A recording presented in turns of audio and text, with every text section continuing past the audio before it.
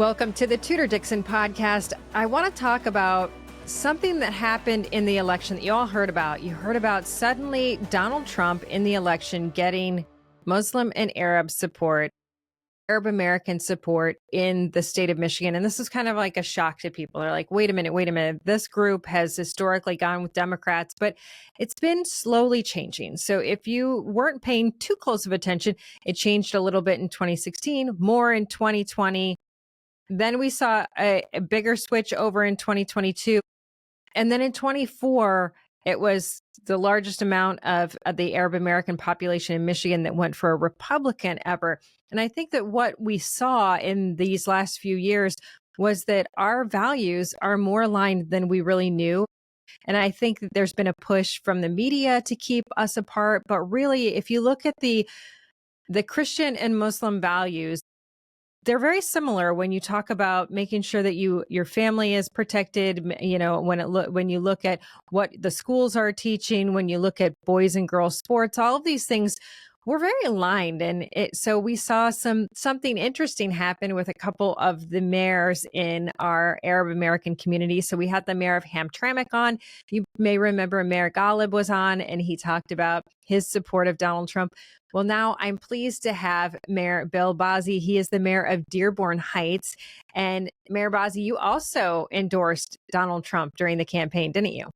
Yes, I did. And I'm proud to have done the endorsement, and I'm really grateful with the results. Well, we are grateful with the results too, but I know that it wasn't easy. And I know that it continues to not be easy because there's always going to be a push for certain communities to go back to the Democrat Party. And anything that happens in Washington, D.C., I know you hear about it on a regular basis. And we were with you a few days ago talking about what's going on in the state of Michigan and what's going on in the Middle East. And you were telling me some of the stories from your childhood. And I was thinking, man, I'd really love to have you tell these stories on the podcast because I think people need to hear it from your standpoint. We've had folks on from Israel and talking about what it was like growing up there, what it's like today with I guess we'd call it a civil war that's going on between Gaza and Israel. You lived in Lebanon as a child, and you told us some stories that I think American people just don't even recognize, of seeing kids shot by snipers right in front of you. I wanted you to share a little bit about what that was like. Yeah, so I obviously I was born in Lebanon, and I was born in South Lebanon. It's Bint Jbeil, just we border Israel. That's the village, and the village is has had some. There's been issues between Israel and the city. We got been bombarded. Several times. Especially when I was living there. So I was born there. We lived in Beirut most of the time, my earlier days. Then during the war, when the war started in the 70s, mid 70s, we moved to the south, which has been Tishbet. And that town basically was we had to leave Beirut because of that. So I was close to 10 years old at that time, and basically, if you need anything, you had to go across this railroad track. I remember it like it was yesterday. And you had to basically warm up and just run as fast as you can to go across the railroad track. Because on the other side, there used to be a bakery. So you buy bread. And during that time, there was a lot of, places that closed because of the Civil War. Snipers are everywhere. And, the snipers used to take out kids, because a lot of the kids that used to go play around the railroad track, or the ones that used to run across the railroad track to go to buy stuff for the family. So I remember one time, just running across so fast, because your adrenaline is kicking, and you don't know if you're going to be the next one to go down. And I've seen kids go down, with snipers, taking them out.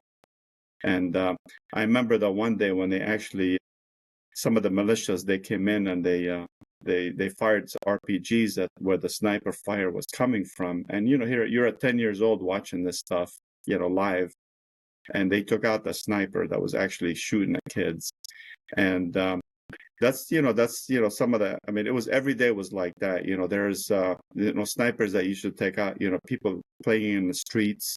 I remember this lady, there was shooting in the street, and we had to hide behind these the stairwells. And one of the ladies, she was curious. I remember, like I said, she was standing next to me. She peeked around the corner, and she was out. She was taken out by sniper, and she was like laying in blood in front of me. And so again, this is stuff that I experienced as a child. And when that stuff got out of control, they were like, I mean, there was a slaughter basically, in the area. They were doing between the religions, the Muslims were being slaughtered at that time in our area. So we basically left Beirut, went to South Lebanon, and it was good at first, but then, I remember my dad was in the U.S. at the time. So my mom said, hey, if you want your kids alive, you got to get them out of this country, because of, my dad was working in the U.S. at the time in Detroit for Chrysler. And so basically he started his paperwork to get us into the United States. There's five kids in our family. So I have, 4 boys and 1 girl. And my dad started the paperwork. So we went to the South waiting for our visas to clear. And so when it finally got cleared, the night before we actually left South Lebanon, the Beirut airport was shut down. We had to go, the embassy was shut down. So we had to go to this area by Syria, to get our visas. Then we had to go to Lebanon to get ready to move to the States. And so that night, I remember we got bombarded. Israel was bombing our village at the time. And there was all night. Remember, all night we were up all night. They were bombing the village. They were so all the kids were hiding underneath. There was no bomb shelters. We were actually hiding underneath this one building, underneath the stairwell. Just making sure that, and thank God, our building, the building we were at didn't get hit, but my grandparents' home got hit. Was demolished. But this is the kind of stuff I lived in. When I was a child. Did you lose your grandparents? My parents actually, they were hiding with us, across the street. My grandparents died of natural causes, and but I have a lot of cousins that were killed, during the war, and I remember first cousins were killed, during the war, and just recently in Beirut, 3 members of second cousins were killed in the latest bombing, in Beirut, when they started bombing Lebanon. 3 of my second cousins were killed with their families. So what year was it when you came to the United States? We came close to, it was December 1976. Okay. Yeah, it was right before, actually after Christmas, we came to the U.S. I remember landing in New York, and first time I've ever seen snow in my life. Really? That's the worst year in snow, I think. Welcome to New York. Yeah, welcome to New York and Michigan. Yeah, Michigan. Well, now, and this year I think is probably similar. We've had a lot of snow this year, and I think we've got another snowstorm coming right now. So I was just watching it through the window. So you come to the United States. When you look back and when you've seen, over even the last 2 years since October 7th and what we've seen since then, do you believe that there is the chance for peace in that region? Well, before, under the previous administration, there was no question that there wasn't going to be any peace, because of the administration was not doing anything, the Biden administration or even Harris. I don't know who was running the last administration. No, I don't think any of us know. No, maybe one day we'll find out. But I had no confidence at all with the previous administration. And one of the things that President Trump, first thing he went on stage anywhere in the United States, he's talked about peace. He talked about ending the wars. And, even me, as a Marine, veteran, even myself, I'm like, I don't want our kids to go into war, especially World War III. That's what a lot of people's scare was like, oh my God, my kid's gonna be drafted. I mean, we were on the brink of World War III, and everybody was beating the drum beats of war. Everybody's talking about nuclear war, fighting their whatever nuclear weapons they had, so it was very serious. This is not was just about an election. This is about, peace throughout the whole world. No, I agree. And I think that we finally have someone who is a truly skilled negotiator. I mean, even what we've seen in the past few days with hostages coming home, and there's talks between Trump and Putin, and it seems as though there's talks. Well, we've been on and off again on the ceasefire, but it seems like there's an opportunity to potentially come to a ceasefire and get the hostages home in the Middle East.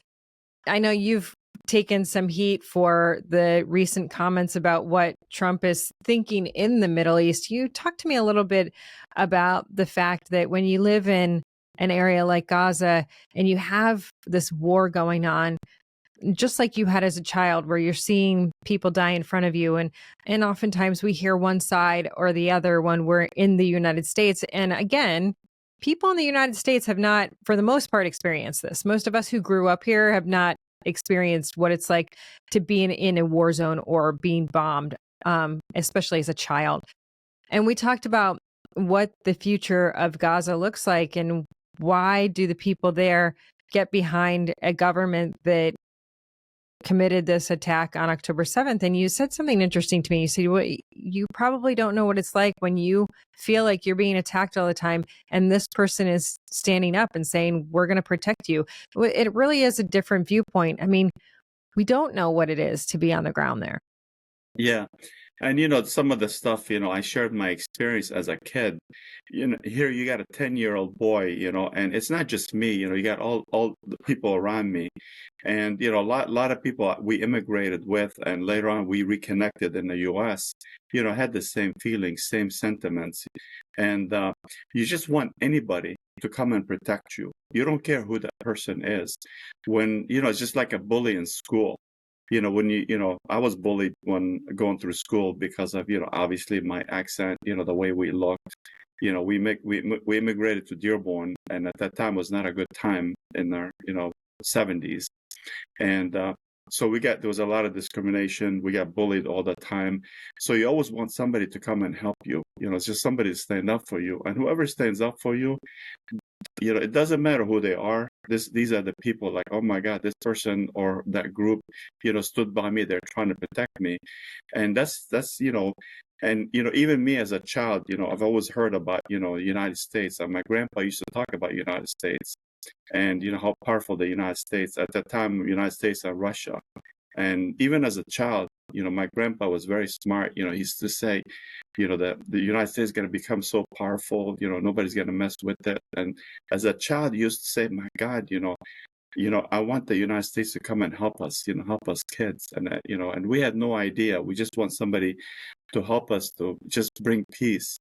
And, that's one of the reasons that when I joined the Marines, I just wanted to, like anywhere I went, I wanted to make sure that I say that, like, hey, we're here to protect you. We're, just even kids, like right now, that's why I love kids. I love our youth. I try to connect with as many as I can. Even the war that was going on in Gaza, in Lebanon, we have a lot of people from that region here living in both cities, Dearborn and Dearborn Heights. So you go talk to them, a lot of them were affected. You just sit down and talk to them, and that's why a lot of people voted for President Trump, because they really had a hope for peace, because he's the only president that actually spoke peace. And he was the only president for the last, I don't know how many years, that actually came and spoke to our community and just said that, hey, I want peace. Enough is enough. Yeah, I think that was something that we had not heard. I mean, in the past, we've been told, well, certainly not a Republican, but even Democrat presidential candidates had not come to Dearborn, had not come to Dearborn Heights or Hamtramck and sat down and really discussed this. And I think this year was unique in the fact that we are dealing with this major conflict that the entire world knows about. And even though there had been conflict in this region for years, this was really on the national and international screen where people were constantly talking about what was exactly happening over in the Middle East. And there was this feeling of, this is a years-long war. We can't get involved. There's nothing we can do.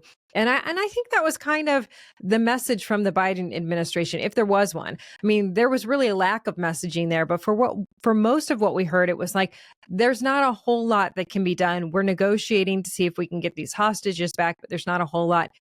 You said something interesting to me, and I think Mayor Golub said the same thing, was like, we voted for this because partially we believed this was the best chance at having the conflict end. Yes.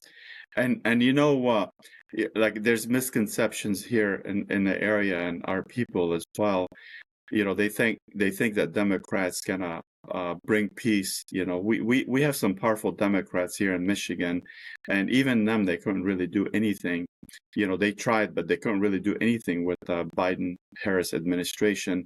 Even before, I said I spent 21 years in the Marine Corps, and even other Democrats, they really haven't really done anything, for peace. And that's the thing that I was afraid of the most, is try to bring another 4 years of Democrats in the White House.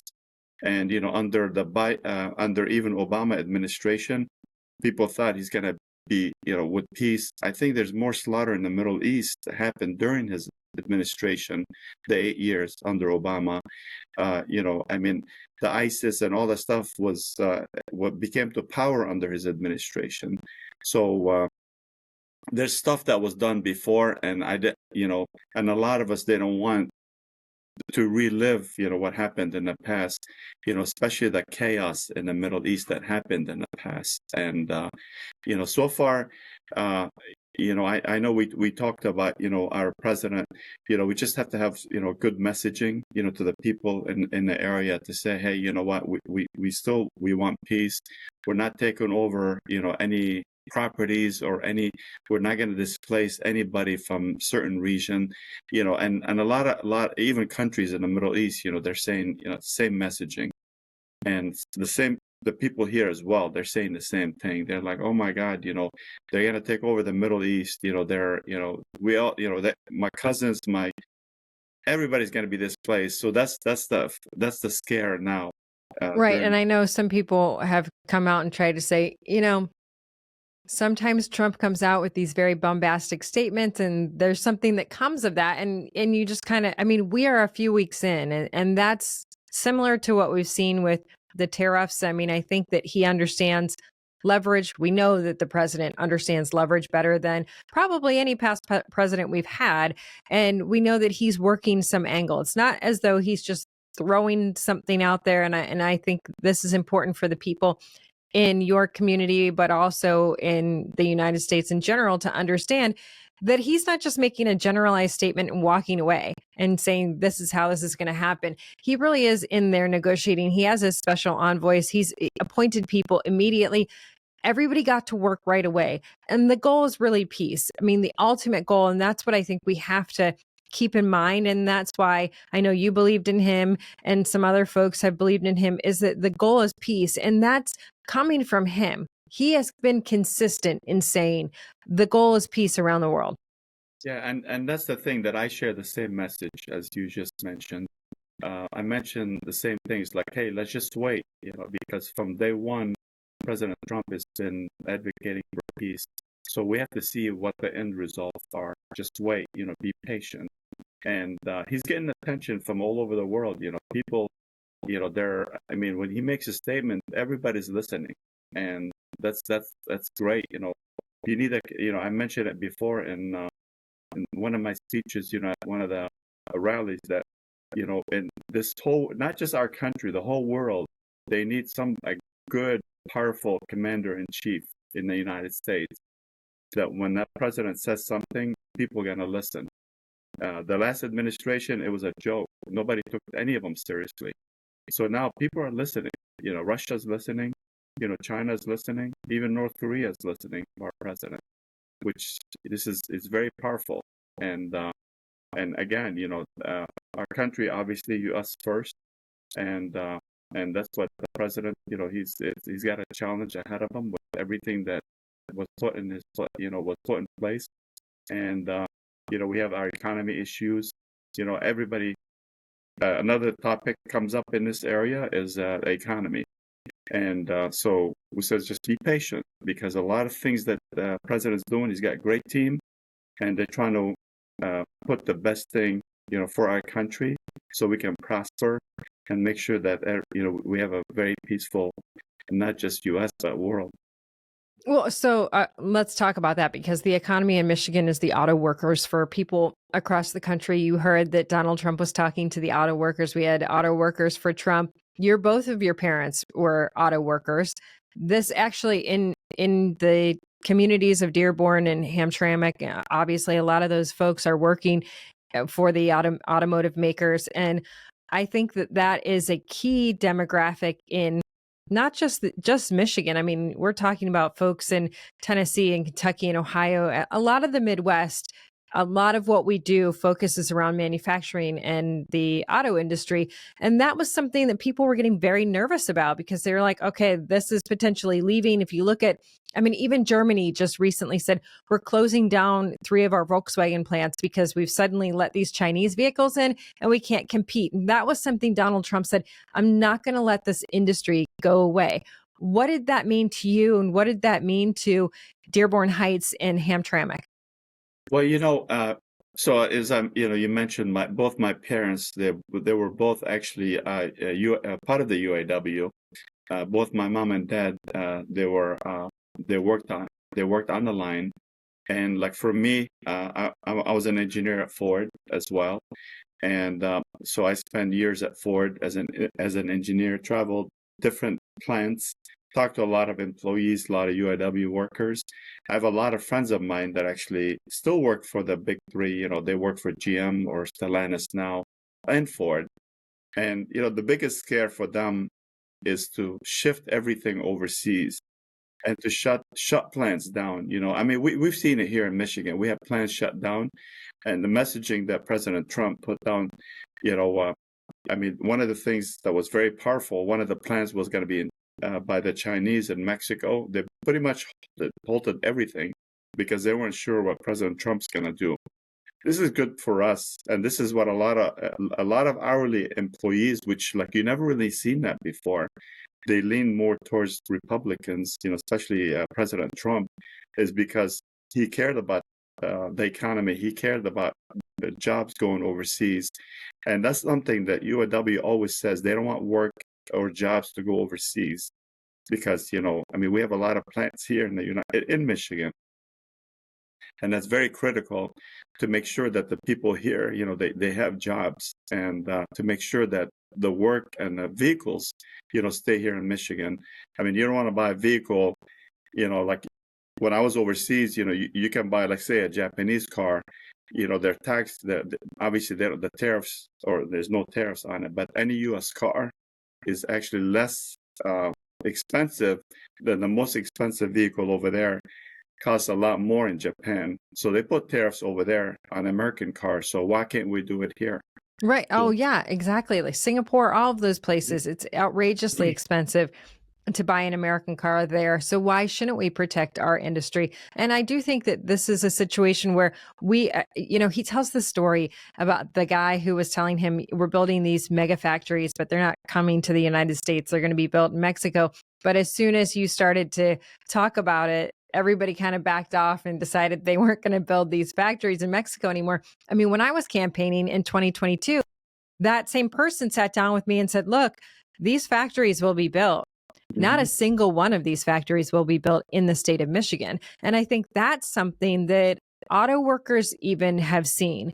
The jobs are depleting. We have, from 2020, I think 2020 to today, we've lost 150,000, or no, from 2000 to today, we've lost 150,000 auto jobs in the state of Michigan. That's a massive amount of auto jobs to lose. And we've seen the factories close. We've seen the factories being built in other states. I think that was it seems like that was a big deal to the workers to say, we want to continue to have these jobs here. And really, that industry makes all of Michigan go. And I think a lot of people have said, if we don't have the automotive industry, have we been able to diversify well enough? You were talking about, well, we can diversify into the military. kind of supply chain, and that you are a Marine, so you understand this. You know that we have quite a bit of opportunity here. What is that? How did that play into your decision to support President Trump? Because I know when I was running, the governor of Michigan at the time, her name is Gretchen Whitmer. People probably sadly know it. She was out there and she was really pushing to get some, I think it was some flights into Selfridge. She wanted to have some additional, an additional military base in the state of Michigan. Wasn't able to get that, but there is the opportunity for Michigan to kind of rise up as this military supply. I mean, it's the work is very similar to what we do in automotive. It's very precise and uses the same type of equipment. Is that the future? Do you see that as a future for us? Yeah, so that's a good point. When I retired, actually, there was a unit out of Selfridge. That's the unit I retired out of. Spent a few years at Selfridge. It's a huge base. There's all services are there, including Department of Homeland Security. They have a site over there as well. There's a lot of potential at the base right now. During 9/11, it played a huge role for the safety, the security of this country. Selfridge, and they did shutter a couple places, military bases in Michigan, and we obviously we can't keep doing that. We have to have something here. Selfridge is a big base, and there's like so much potential. We have TACOM is in Warren, and they do a lot of vehicles, military vehicles as well. And this area, there's so much potential in Michigan, like we can do, so much talent, and a lot of military members, a lot of, like, say, reserves as well. You have active duty. When they shut, the Air Force moved out of Michigan, out of Selfridge. They went, I believe, to Wright-Patterson Air Force Base in Ohio. They took a lot of talent from the state, and they took a lot of resources from the state, it's not really good. You have a lot of, if you have reserves, these guys, a lot of them, they're engineers, they're doctors, they're lawyers, so they go in the reserves because they want to serve their country. So you're taking a lot of talent. But even Selfridge, there's so much potential you can bring in as well. You can bring in a lot of people to come and work at Selfridge. I remember one time, I believe they had like over 10 to 20,000 people that used to live on Selfridge. So now it's all gone. So there's, I can share that with you, history, because I've seen it, I've lived it.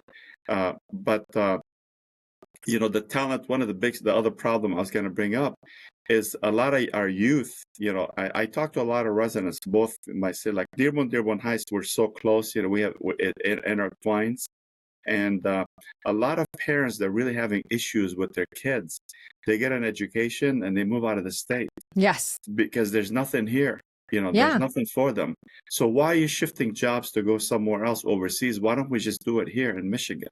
To me, that's been the frustration for so long in Michigan, is that we are educating kids and they are leaving the state. And, you bring up an interesting point, and I think this is something that Elon Musk has been looking at, and this is driving the left crazy, but it's so important. Michigan could be the source for all of our military equipment, or a significant portion of our military equipment, the Midwest in general. In fact, at our factory, we used to make the axle housings for MRAP vehicles.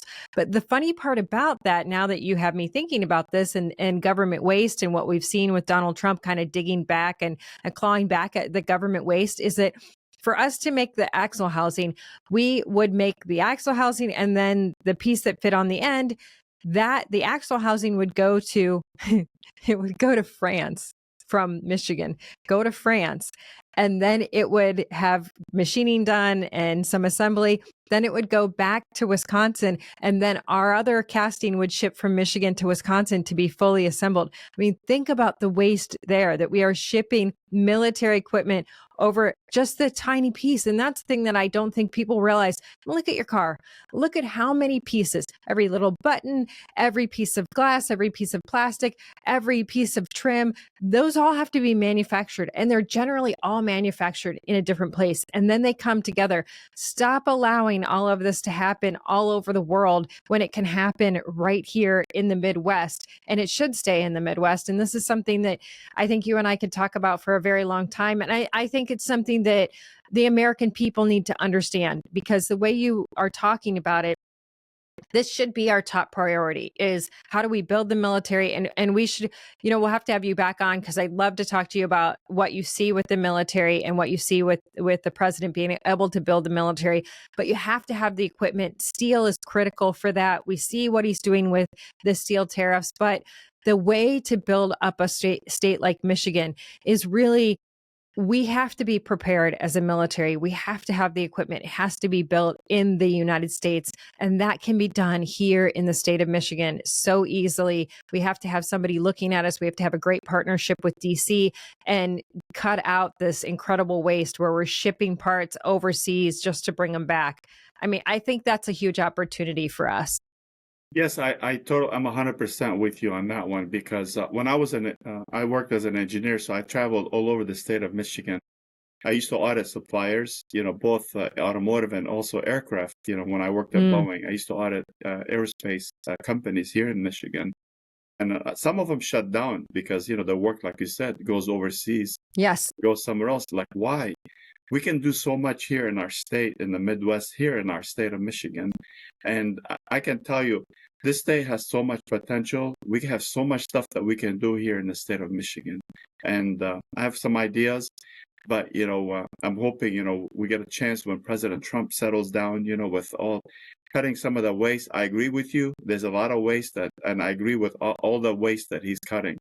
And there's obviously there's a lot more, but let's save the taxpayers some money and, enough waste, and just keep the jobs here in the U.S. I think there's so much hope going forward. I think there's so much opportunity, and definitely for our state. Like I said, I could talk to you for hours about this, and at some point we probably will, but we'll definitely have you back. Mayor Bill Bazzi, thank you so much for coming on today. Thank you. I appreciate you. Thank you. Absolutely. And thank you all for joining the Tudor Dixon Podcast. For this episode and others, go to TudorDixonPodcast.com, the iHeartRadio app, Apple Podcasts, or wherever you get your podcasts, and join us next time. Have a blessed day.